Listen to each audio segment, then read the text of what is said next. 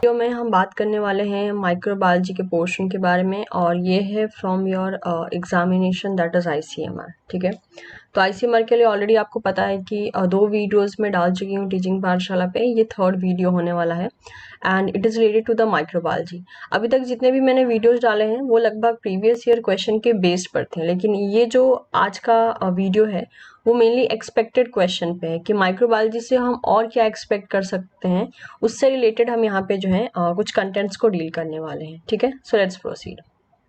तो सबसे अगर पहले हम बात करें तो माइक्रोबियल न्यूट्रिशन मोड पे क्वेश्चन हम एक्सपेक्ट कर सकते हैं, बिकॉज ये बहुत एक बेसिक चीज़ें होती हैं और साथ ही साथ बहुत से एग्जाम में पूछा भी जाता है। जैसे कि फॉर एग्जांपल अगर हम बात करते हैं कि ऑर्गेनिज्म किस तरीके से अपना न्यूट्रिशन लेता है, एनर्जी सोर्स के लिए क्या यूज़ करता है या फिर कार्बन सोर्स के लिए वो किस चीज़ को यूज़ करता है, उसके बेसिस पे उनके नाम को कैटेगराइज किया गया है। ठीक है, जैसे कि अगर पहला मोड आता है ऑटोट्रॉप्स। ऑटोट्रॉप्स वो ऑर्गेनिज्म होते हैं जो अपना खाना खुद बनाते हैं, लेकिन अब बात यहाँ पर ये आ जाती है कि उनको एनर्जी सोर्स और कार्बन सोर्स क्या मिलता है, उसके बेसिस पे हम ऑटोट्रॉप्स को 2 पार्ट में डिवाइड कर सकते हैं। ऑटोट्रॉप्स को हम डिवाइड कर सकते हैं फोटो ऑटोट्रॉप्स में। ठीक है, एंड सेकेंड केमो ऑटोट्रॉप्स। अब एक चीज तो समहाउ क्लियर है कि ऑटोट्रॉप्स है यानी खाना खुद बनाएगा। आगे देखिए वर्ड लगा है फोटो, फोटो मीन्स लाइट। तो होता यह है कि फोटोट्रॉप्स का जो एनर्जी सोर्स है वो मिलता है उसे लाइट से। ठीक है, यानी फोटोट्रॉप्स का एनर्जी सोर्स लाइट रहता है और कार्बन के सोर्स को वो कंप्लीट करने का काम करता है CO2, HCO3 और रिलेटेड कंपाउंड से। ठीक है, तो हम ये कह सकते हैं कार्बन का सोर्स वो यहाँ से ले रहा है फोटो ऑटोट्रॉप्स और एनर्जी का सोर्स वो लाइट से ले रहा है। एग्जाम्पल के लिए बहुत से ऐसे फोटोसिंथेटिक प्रोकैरियोट्स होते हैं। एग्जाम्पल के लिए हो गया cyanobacteria, plants, certain protist, for example algae.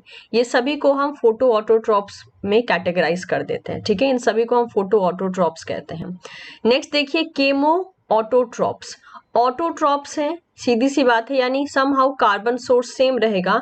Chemo बोला है यानी एनर्जी सोर्स कहीं ना कहीं वो केमिकल को यूज कर रहा है। ठीक है, तो केमो ऑटोट्रॉप्स क्या करते हैं, अपना एनर्जी सोर्स के लिए वो इनऑर्गेनिक केमिकल का इस्तेमाल करते हैं, सच एज H2S हो गया, NH3 हो गया या Fe+2 हो गया। और कार्बन सोर्स के लिए ये बिल्कुल वही सिमिलर सोर्स इस्तेमाल करते हैं जो कि फोटो ऑटोट्रॉप्स कर रहे थे, जैसे कि हो गया CO2, HCO3 और रिलेटेड कंपाउंड।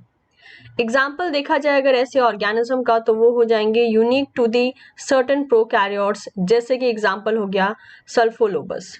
ठीक है, नेक्स्ट आते हैं, ये तो कैटेगराइजेशन था ऑटोट्रॉप्स का कि ऑटोट्रॉप्स को हम photo autotrophs and chemo autotrophs के बेसिस पे डिवाइड कर सकते हैं। हेट्रोट्रॉप्स को भी photo heterotrophs and chemo heterotrophs के बेसिस पे डिवाइड किया जा सकता है। क्योंकि यहाँ पे फोटो वर्ड लगा है यानी सीधी सी बात है इसका भी एनर्जी सोर्स लाइट रहेगा, और यहाँ पर केमो लगा है तो यहाँ पे जो मेनली अगर देखा जाए लाइट एनर्जी सोर्स के बारे में तो यहाँ पर ऑर्गेनिक कंपाउंड रहता है। ठीक है, इनिशियल टाइम में जो हमने ऑटोट्रॉप्स के केस में देखा तो वो इनऑर्गेनिक केमिकल को यूज कर रहे थे, यहाँ केमो हेट्रोट्रॉप्स में ये ऑर्गेनिक कंपाउंड का यूज कर सकते हैं। तो फोटो हेट्रोट्रॉप्स के बारे में पहले बात कर लेते हैं। एनर्जी का सोर्स वो लाइट से लेते हैं, as well as carbon source जो है उनको ऑर्गेनिक कंपाउंड से लेना पड़ता है। ठीक है, जैसे कि एग्जाम्पल के लिए हो गया unique to the certain aquatic and salt loving prokaryotes, जैसे कि हो गया रोडोबैक्टर एंड क्लोरोफ्लेक्स। ठीक है, ये कुछ एग्जाम्पल हो गए फोटो हेट्रोट्रॉप्स के। नेक्स्ट आते हैं chemoheterotrophs. Chemoheterotrophs energy source organic compound से लेते हैं, as well as carbon source भी ऑर्गेनिक कंपाउंड से लेते हैं। एग्जाम्पल के लिए हो गया many prokaryotes, for example Clostridium and protist as well as fungi, animal and some plants। तो ये कुछ हो गए major nutrition mode in case of जब भी हम मेनली माइक्रोबियल बेसिस पे डील करते हैं कि मोड ऑफ न्यूट्रिशन के बेसिस पे हम टाइप ऑफ ऑर्गेनिज्म कौन कौन से कंसीडर कर सकते हैं। और हमने ये देख लिया कि एनर्जी एंड कार्बन के सोर्स के बेसिस पे इनको अलग अलग तरीके से डिवाइड किया जा सकता है। ठीक है, नेक्स्ट आता है कंपैरिजन बिटवीन द 3 डोमेन। जो 3 डोमेन है हमारे पास जो कि है बैक्टीरिया, आर्की एंड यूकैरिया, इनके बीच में कंपैरिजन आता है और कंपैरिजन के बेसिस पे डिफरेंसेस पूछे जाते हैं कि किसमें कौन से फीचर्स हैं और किसमें कौन से फीचर्स नहीं है। तो ये अगेन एक बहुत इंपॉर्टेंट टेबल हो जाता है। तो अगर हम बात करते हैं 3 डोमेन के कंपैरिजन के बारे में, तो यहाँ पे हमने डोमेन मेंशन करके रखा है, यहाँ पर उनके कैरेक्टरिस्टिक, तीनों डोमेन का नाम यहाँ लिख के रखा है, जैसे कि हो गया बैक्टीरिया, आर्की एंड यूकैरिया। ठीक है, सबसे पहले हम बात करते हैं न्यूक्लियर एनवेलप के बेसिस पे। बैक्टीरिया में न्यूक्लियर एनवेलप एब्सेंट होता है, आर्की में एब्सेंट होता है, यूकैरियोट्स में प्रेजेंट होता है। ठीक है, नेक्स्ट देखिए, मेम्ब्रेन इनक्लोज्ड ऑर्गेनेली किस किस में प्रेजेंट होती है। बैक्टीरिया में तो obviously membrane enclose organelle absent होती है, आर्की में भी एब्सेंट होती है, यूकैरियोट्स में प्रेजेंट रहती है। पेप्टाइडोग्लाइकन सेल वॉल में प्रेजेंट रहता है या नहीं रहता है, तो बैक्टीरिया में पेप्टाइडोग्लाइकन प्रेजेंट रहता है, आर्की में एब्सेंट एंड यूकैरियोट में भी एब्सेंट रहता है। मेम्ब्रेन लिपिड्स की बात करते हैं तो बैक्टीरिया में अनब्रांच्ड हाइड्रोकार्बन्स देखे जाते हैं मेम्ब्रेन लिपिड के फॉर्म में।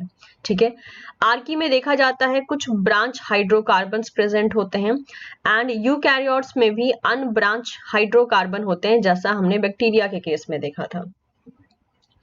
आरएनए पॉलीमरेज की बात करें तो बैक्टीरिया में सिर्फ एक टाइप का मिलता है, आर्की में सेवरल काइंड के मिल सकते हैं एंड यूकैरियोट में भी सेवरल काइंड के देखे जा सकते हैं। Initiator amino acid for the protein synthesis, protein synthesis को स्टार्ट करने के लिए इनिशिएटर अमाइनो एसिड कौन सा होता है। बैक्टीरिया में इट्स फॉर्माइल मिथ्योनिन, आर्की में मिथ्योनिन होता है एंड यूकैरियोट्स में भी मिथ्योनिन होता है। इंट्रॉन इन जीन्स, जीन्स में इंट्रॉन प्रेजेंट होते हैं या नहीं, बैक्टीरिया में बहुत रेयरली देखे जाते हैं, आर्की में present in some genes only and eukaryote में obviously present in many genes. Next अगर हम बात करते हैं कि response to the antibiotics streptomycin and chloramphenicol, यानी अगर हम एंटीबायोटिक्स स्ट्रेप्टोमाइसिन एंड क्लोरामफेनिकॉल देते हैं तो ये तीनों डोमेन में से कौन कौन से डोमेन कैसे कैसे मतलब कि रिस्पॉन्स देंगे। तो बैक्टीरिया का जो ग्रोथ है, ग्रोथ यूजुअली इनहिबिटेड, बैक्टीरिया का ग्रोथ इनहिबिट हो जाएगा, आर्की का ग्रोथ इनहिबिट नहीं होगा बिकॉज वो इससे अफेक्टेड नहीं हो सकता है एंड यूकैरियोट का भी ग्रोथ जो है इनहिबिट नहीं होगा। तो स्ट्रेप्टोमाइसिन एंड क्लोरामफेनिकॉल से सिर्फ बैक्टीरियल ग्रोथ ही इनहिबिट होगा। नेक्स्ट बात करते हैं हिस्टोन एसोसिएटेड विथ डीएनए, तो हिस्टोन का एसोसिएटेड रहना डीएनए से किस में प्रेजेंट रहता है, किस में एब्सेंट रहता है। बैक्टीरिया में it is absent, this association is absent in bacteria. Archie में जो है प्रेजेंट इन सम स्पीसीज, सिर्फ कुछ स्पीसीज में प्रेजेंट रह सकता है एंड यूकैरियोट्स में ऑब्वियसली प्रेजेंट रहता है। सर्कुलर क्रोमोसोम की बात करते हैं तो बैक्टीरिया में सर्कुलर क्रोमोसोम पाया जाता है, आर्की में भी पाया जाता है, यूकैरियोट्स में सर्कुलर क्रोमोसोम नहीं देखा जाएगा। Growth at temperature which is greater than 100 degree Celsius, तो अगर ग्रोथ जो देखा जाएगा टेम्परेचर ग्रोथ जो देखा जाएगा ऑर्गेनिज्म का इस पर्टिकुलर टेम्परेचर पे, तो बैक्टीरिया तो इतने टेम्परेचर पे ग्रो नहीं कर सकता है। आर्की का देखा गया है कि इसके कुछ स्पीसीज ऐसे हैं जो कि इतने हाई टेम्परेचर पे ग्रो कर सकते हैं एंड यूकैरिया में देखा जाता है कि यूकैरिया भी इतने हाई टेम्परेचर पे ग्रो नहीं कर सकते हैं। ठीक है, नाउ लेट्स सी, अगर हम ऑर्गेनिज्म को टेम्परेचर टॉलरेंस के बेसिस पे डिवाइड करते हैं तो कैसे कैसे डिवाइड कर सकते हैं। So look at this picture. Typically growth rate of different type of microorganism in response to the temperature. जैसे कि फॉर एग्जाम्पल आप टेम्परेचर को देख सकते हैं, ये वाला रेंज, ठीक है, लगभग ये वाले रेंज में आप देख सकते हैं, अगर इसको मैच करते हैं तो ये रेंज आ रहा है लगभग 10 डिग्री सेल्सियस का। ठीक है, जहां पर आपको साइक्रोफाइल्स देखने को मिल रहे हैं। तो साइक्रोफाइल्स का जो इन जनरल टेम्परेचर होता है, अगर हम देखना चाहें, जैसे ये वाला जो ये जो पूरा टेबल मैंने रखा है ये आपको एक्यूरेट बता रहा है और ये डायग्रामेटिकली बता रहा है। तो अगर हम पहले एक्यूरेट बेसिस पे देखें तो फॉर एग्जांपल सबसे पहले हम टेम्परेचर बेसिस पे चलते हैं।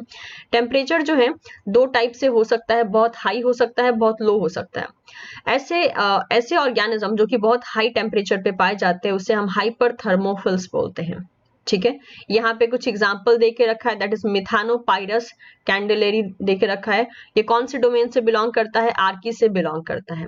ये मिनिमम जिस टेम्परेचर पे पाया जा सकता है वो है 90 degree Celsius, maximum 122 degree Celsius पे पाया जा सकता है, लेकिन ऑप्टिमम जो है 106, यानी एक ऑप्टिमम रेंज जहां पे समहाउ ये बहुत हाईली एक्टिविटी अपनी शो करेगा वो होगा 106। ठीक है, नेक्स्ट देखिए, अगर लो टेम्परेचर की बात करते हैं तो लो टेम्परेचर पे पाए जाने वाले ऑर्गेनिजम्स को हम साइक्रोफिल्स कहते हैं। ठीक है, एग्जाम्पल के लिए हो गया यहाँ पर साइक्रोमोनस इंग्राहेमी, ठीक है, ये बैक्टीरियल डोमेन से बिलोंग करता है और हैबिटेट भी यहाँ पे मेंशन करके रखा है, लेकिन समहाउ हम इस बात में इंटरेस्टेड हैं कि कौन से कंडीशन में पाए जाने वाले मेनली बैक्टीरिया बोल लीजिए या एक्सट्रीमोफिल्स बोल लीजिए, उनको हम क्या नाम देते हैं और उनका टेम्परेचर रेंज कितना है। तो साइक्रोफाइल, जैसे कि मैंने आपको यहाँ भी बताया था, यहाँ पे इन्होंने ग्राफिकली बेस पे बता रखा है, तो लो टेम्परेचर पे पाए जाने वाले को हम साइक्रोफिल्स कहते हैं और इसका मिनिमम टेम्परेचर जो है -12 डिग्री सेल्सियस हो सकता है, मैक्सिमम टेम्परेचर 10 डिग्री सेल्सियस हो सकता है एंड ऑप्टिमम रेंज जो है इनका 5 डिग्री सेल्सियस हो सकता है। मतलब अगर सबसे कम टेम्परेचर पे अगर ये पाए जाते हैं तो -12 डिग्री सेल्सियस पे हो सकते हैं, मैक्सिमम बोला जाए तो 10 डिग्री सेल्सियस एंड ऑप्टिमम बोला जाए तो 5 डिग्री सेल्सियस, ठीक है। अब पीएच के बेसिस पे अगर हम डिवाइड करना चाहें तो जो ऑर्गेनिज्म लो पीएच पे पाए जाते हैं उनको हम एसिडोफिल्स कहते हैं और वो बिलोंग कर सकते हैं आर्की डोमेन से, और सबसे जो मतलब कि मिनिमम पीएच पे वो पाए जा सकते हैं वो लगभग जो है 0.06 हो सकता है, ठीक है, और नेक्स्ट जो है मैक्सिमम 4 हो सकता है एंड ऑप्टिमम जो है 0.7 देखने को मिल सकता है, ठीक है। तो नेक्स्ट अगर हम बात करते हैं यहाँ पर हाई अगर पीएच होता है तो उसे हम अल्काली फाइल्स कहते हैं, ठीक है, अल्काली फाइल्स हो गया, और ये मिनिमम जो इनका पीएच रेंज होगा वो होगा 8.5, मैक्सिमम 12 हो सकता है एंड ऑप्टिमम जो है 10 हो सकता है। फाइन, नेक्स्ट देखते हैं प्रेशर की अगर हम बात करते हैं तो प्रेशर में जो है प्रेशर पे एक पर्टिकुलर प्रेशर पे पाए जाने वाले ऑर्गेनिज्म को हम बैरोफिल्स कहते हैं। ये बैक्टीरियल डोमेन से बिलोंग कर सकते हैं और इनका मिनिमम रेंज इतना हो सकता है, मैक्सिमम इतना एंड ऑप्टिमम इतना हो सकता है। सॉल्ट के प्रेजेंस में शो करने वाले ग्रोथ मेनली जो है देखे जाते हैं और उन सारे ऑर्गेनिजम्स को हम हेलोफाइल्स कहते हैं जो सॉल्टी एरिया में देखे जाते हैं। ये आर्की डोमेन से बिलोंग कर सकते हैं। मिनिमम जो सॉल्ट का कंसंट्रेशन जहाँ पे पाए जा सकते हैं वो होगा 50%, मैक्सिमम 32% तक हो सकता है, ऑप्टिमम 25% हो सकता है, ठीक है। सिमिलरली अगर आप इस ग्राफ को भी देखते हैं तो इस ग्राफ को सिर्फ टेम्परेचर के बेसिस पे बोला गया है, जैसे कि हो गया साइक्रोफिल्स का टेम्परेचर आप देख सकते हो इतना है, उसके बाद साइक्रोट्रॉप्स का टेम्परेचर लगभग जो है आपको यहाँ पे देखने को मिलेगा, दैट इज 20 से 30 के बीच में, लगभग 22 डिग्री सेल्सियस के बीच में दिख रहा है। मेसोफिल का टेम्परेचर जो होगा, मतलब मेसोफिल्स हम उन ऑर्गेनिजम्स या उन बैक्टीरिया के लिए वर्ड यूज करते हैं, उस डोमेन के लिए वर्ड यूज करते हैं जो कि एकदम मॉडरेट टेम्परेचर पे पाए जाते हैं, लगभग 30 से 40 डिग्री सेल्सियस के बीच में टेम्परेचर इनका देखा जा सकता है। थर्मोफाइल्स हाई टेम्परेचर पे पाए जाते हैं, हाइपोथर्मोफाइल्स उससे भी ज्यादा हाई टेम्परेचर पे पाए जाते हैं, ठीक है। तो जो भी ऑर्गेनिज्म है वो मैक्सिमम टाइम अपने ऑप्टिमम रेंज में अपना best growth as well as best action show करते हैं, तो ये ग्राफ उसी चीज को प्रेजेंट कर रहा है। नेक्स्ट केस आता है कि जो ऑर्गेनिज्म है उनके ऊपर ऑक्सीजन का क्या इफेक्ट पड़ता है उनके ग्रोथ के ऊपर, मेनली हम इस बैक्टीरिया के सेंस में कह रहे हैं, ठीक है। So the effect of oxygen on the growth of various type of the bacteria, उसके बेसिस पे हमने ऑर्गेनिज्म को डिवाइड भी करके रखा है, जैसे कि फॉर एग्जांपल हमने ऑब्लिगेट एरोब्स लेके रखा है, फैकल्टेटिव एनारोब्स लेके रखा है, ऑब्लिगेट एनारोब्स, एरियो टॉलरेंट एनारोब्स एंड माइक्रो एरोफाइल्स, ठीक है, इतने बेसिस पे हमने डिवाइड किया है। अब अगर हम देखें कि इनके ऊपर इफेक्ट क्या पड़ता है ऑक्सीजन का, अगर हमने इनको ऑक्सीजन दिया इन पांचों कैटेगरी को तो क्या इफेक्ट पड़ेगा। So effect of oxygen on growth, obligate aerobes क्या होंगे, ओनली एरोबिक ग्रोथ शो करेंगे एंड ऑक्सीजन इनको रिक्वायर्ड होती है प्रॉपर ग्रोथ शो करने के लिए, क्योंकि एरोब्स हैं, hence they require oxygen. Facultative anaerobes क्या होते हैं, both aerobic and anaerobic growth ये शो कर सकते हैं। ग्रेटर ग्रोथ ये तब शो करते हैं जब ऑक्सीजन मिलता है, बट ऐसा नहीं है कि ऑक्सीजन नहीं मिले तो ये ग्रोथ शो नहीं करते हैं, तब भी करते हैं, लेकिन अच्छा ग्रोथ ऑक्सीजन की प्रेजेंस में शो करते हैं। ऑब्लिगेट एनारोब्स क्या करते हैं, ये सिर्फ और सिर्फ एनारोबिक कंडीशन में ग्रोथ करते हैं, अगर आपने इनको ऑक्सीजन दे दिया तो इनका जो ग्रोथ है वो रुक जाता है, ठीक है।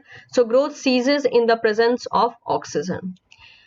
एरोटॉलरेंट एनारोब्स क्या करते हैं, ओनली एनारोबिक ग्रोथ शो करते हैं but growth continue in the presence of oxygen.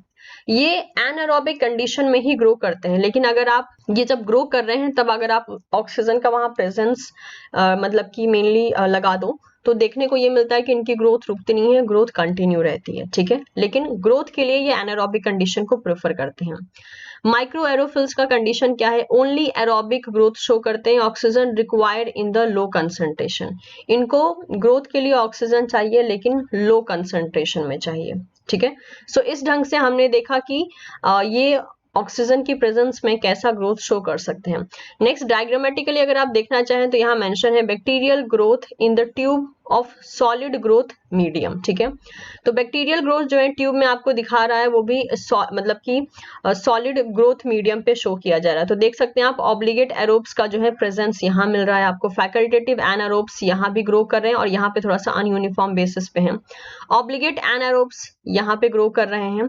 एरियो tolerant anaerobes through out like overall मतलब ट्यूब में जो है इक्वली डिस्ट्रीब्यूटेड होकर रखे हैं यूनिफॉर्म बेसिस पे। एंड माइक्रो एरोफिल्स यहाँ पे हैं, मतलब कि जहाँ पे इनका ग्रोथ शो हो रहा है ना वहां पे ये सारे कंडीशन सेटिस्फाई हो रहे हैं। मतलब ये यहाँ पे ग्रो कर रहा है, मतलब यहाँ पे जो है इसको ऑक्सीजन का कंसंट्रेशन लो मिल रहा है, दैट इज वाई वो वहां पे बेस्ट अपना ग्रोथ शो कर रहा है, ठीक है। सो यहाँ पे अगर एक्सप्लेनेशन की हम बात करें, explanation of the growth pattern, तो पहले ट्यूब के लिए इन्होंने लिखा है growth occur only where the high concentration of oxygen has diffused into the medium। तो यानी क्योंकि ग्रोथ यहाँ ज्यादा देखने को मिल रहा है, मतलब यहाँ पे जो है high concentration of oxygen present है। नेक्स्ट देखिए सेकेंड ट्यूब के लिए क्या लिखा है, growth is best where the most oxygen is present but occur throughout the tube. तो ग्रोथ सबसे ज्यादा वहां मिल रहा है जहां पे ऑक्सीजन ज्यादा प्रेजेंट है, लेकिन क्योंकि ये बिना ऑक्सीजन मतलब कि ऐसा नहीं है कि अगर इनको आप ऑक्सीजन नहीं देते हो तो ये ग्रो नहीं करेंगे, अच्छा ग्रो करते हैं जहां ऑक्सीजन अच्छा मिलता है, लेकिन जहां नहीं मिल रहा है वहां भी ये ठीक ठाक ग्रो कर लेते हैं। इसलिए आपको यहाँ पे भी थोड़ा सा ग्रोथ देखने को मिल रहा है और यहाँ पे सबसे अच्छा ग्रोथ देखने को मिल रहा है। नेक्स्ट अगर हम बात करते हैं थर्ड ट्यूब को लेकर, तो यहाँ पे बोला है growth occur only where there is no oxygen. तो ये डाउन साइड में ग्रोथ देखने को मिल रहा है, हेंस क्योंकि यहाँ पर ऑक्सीजन नहीं है, क्योंकि इनका कैटेगराइजेशन क्या है कि इनको ऑक्सीजन की रिक्वायरमेंट नहीं पड़ रही है। नेक्स्ट देखिए इस ट्यूब के बारे में बात करें तो growth occur evenly oxygen has no effect, क्योंकि इनके ऊपर ऑक्सीजन का कोई इफेक्ट पड़ नहीं रहा है, इनको ऑक्सीजन की जरूरत भी नहीं पड़ती है, इसीलिए जो है ये यूनिफॉर्म तरीके से through out the tube grow कर रहे हैं। क्योंकि यहाँ पे यही बोला है only anaerobic growth is required but growth continue even in the presence of oxygen. तो ऑक्सीजन का प्रेजेंस इनके ऊपर कुछ खास इफेक्ट नहीं दिखाता है, इसलिए ये पूरा यूनिफॉर्मली तरीके से ग्रो होते रहते हैं। लास्ट ट्यूब में आप देख सकते हैं growth occur only where a low concentration of oxygen has diffused into the medium, क्योंकि यहाँ पे मिडिल वाले एरिया में आपको ग्रोथ देखने को मिल रहा है, जिसका मतलब ये हो गया कि समहाउ वहां पर ऑक्सीजन का कंसंट्रेशन सबसे लो है एंड दैट इज वाई वहीं पे ग्रो हो रहा है, ठीक है। तो इस ढंग से हमने देख लिया कि अलग अलग बेसिस पे हमने 5 तरीके से जो है मेनली ऑर्गेनिज्म को डिवाइड किया, उनका ग्रोथ कहाँ देखने को मिलता है, कितने लेवल ऑफ ऑक्सीजन की उनको रिक्वायरमेंट होती है, ठीक है। तो ये हमने कुछ एडिशनल चीजें डील की हैं माइक्रोबायोलॉजी में से, इस एक्सपेक्टेशन में कि माइट भी अगर कोई क्वेश्चन आ जाए तो हमारा जो क्वेश्चन है वो यहाँ से बन पाए, ठीक है। सो मिलते हैं आपसे नेक्स्ट वीडियो में। वीडियो पसंद आया हो तो इसे लाइक जरूर करें, as well as don't forget to subscribe teaching पाठशाला।